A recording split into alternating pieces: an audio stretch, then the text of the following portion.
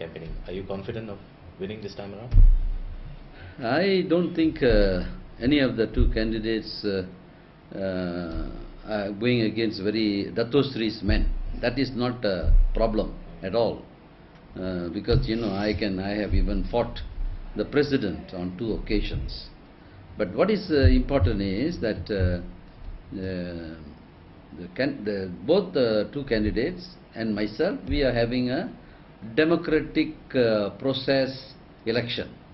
We are campaigning in a democratic way, in accordance with whatever democracy prescribes. But of course, the biggest campaigner in this election is S Samy Vellu. He is the one who has come into the fray and started to campaign for Palanivellu against Subramaniam, against maybe Sodhinathan. I have also seen. So that is the unusual situation in this. Whereas the campaigning by the 3 candidates, it is a normal democratic process. So I don't see it as a problem. But my time is taken up to respond and reply and explain to the delegates these unfounded allegations that are being made by the President, S Samy Vellu. Why should the delegates vote for you as opposed to the other 2, in your own words? Well, I don't want to brag. That may sound talking too much about oneself. But I have the best experience among the 3. I have been in the position of Deputy Presidency, and I have contested many elections in the case of the Deputy Presidency. I was first elected in 1982, and every time there was a contest I won, except in the year 2006. So I am now contesting. The previous occasions were different. The previous occasions were where contests were taking place for the continued leadership. But this time the whole basis is different, because S Samy Vellu had announced that he will give up or retire after the Deputy President is elected in September 2009. This is a critical election, critical time. The delegates have to see that they choose in the right persons, not only as Deputy President, but in the event he steps down, to take over the leadership of the party. That is why it is very, very critical. But the most important thing is, he has said many things over many times. First he said he will retire after the Deputy President is elected in September. That is in print, that is carried on all media. I think that was his intention. Then he said he wants to train the Deputy President for 1 year, and then only leave. That is also in public record. Then the next time he said was he will go away in 2012, and the last time he said was he will go only in 2015. All that is not important. He had said on the day he was elected that he will retire after the Deputy Presidency is filled, after the next General Assembly. I hope as a leader he will keep up his word, his promise that he made to the public. In your words, you call it social organizations, but a lot of people still term it as caste politics. Do you think that this is healthy for MIC and the Indian community? If there is, as I said, I term it social organizations because their avowed objectives are social.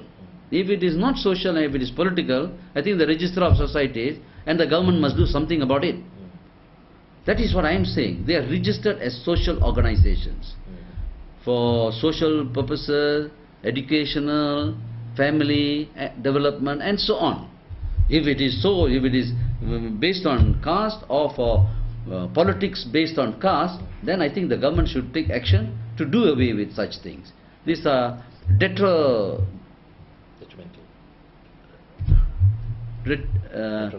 retrogressive. It is not a progressive concept. So I think they should do it. But I believe that these are social organizations.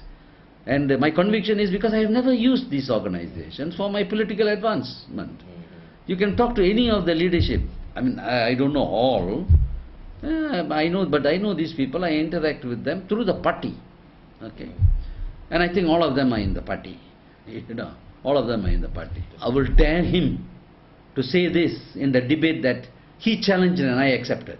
Fix it quickly. Because I have never dealt with any social organization for my political success, for political victory. So he is probably the user. I don't know, I'm not sure. He probably is the user, and that's why he thinks that other people use it. I dare him, I will debate with him, and I think we should have whichever organization he is talking about to come forward and be present there. So opposed to the idea of you becoming number 2 or taking over the party someday. What is the reasons behind this bitter feud? There is no bitter feud. If I become the deputy, he has to accept it.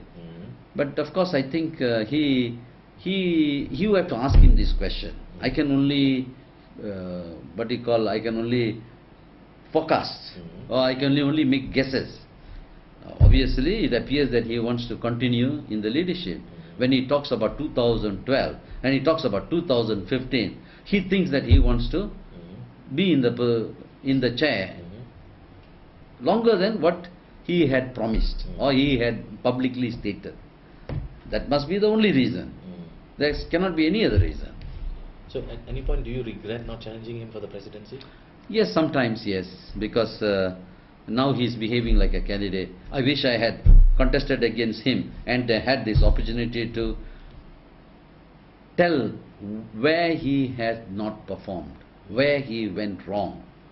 But I am not doing all that because I am only answering his unfounded allegations, because he is not a candidate. But he is trying to be one. He is campaigning against me, campaigning for Sodhinathan. I wish sometimes I had. Both you and the President have spent your entire political careers battling one another and neglecting the community. How far is this perception true? That perception is wrong, because I have not contested the presidency more than once. There has only been one contest for the presidency, even that based on principles. There were suspensions, mass-based suspension of branches. About 300 branches were closed in the party. There were about 60,000 members who were thrown out of the party. I had requested for a reinstatement.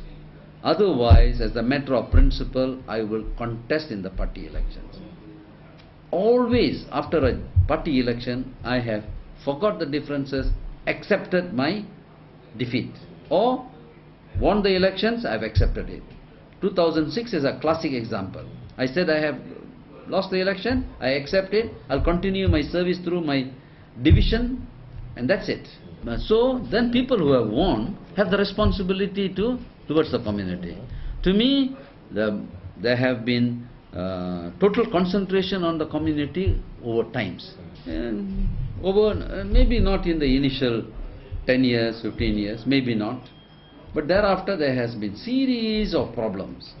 Definitely it has had a negative impact on the party.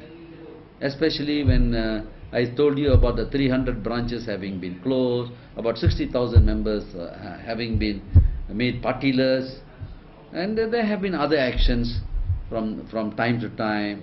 Then the failure of some of the projects, like Maika Holdings, for what it was set up, it had not achieved. It has not helped at all in the equity position of the Malaysian Indians. That was why it was set up. Now, so everything that failed during his time definitely had a negative impact on the party. Its performance, perception and support. Do you believe that the President will be gracious enough to accept your victory and work together with you? Please ask him that question. It is not the President's wish to accept or not to accept. It is the delegates who decide, and it is the Constitution that is binding on everybody. But do you foresee problems? I can surmount any problem.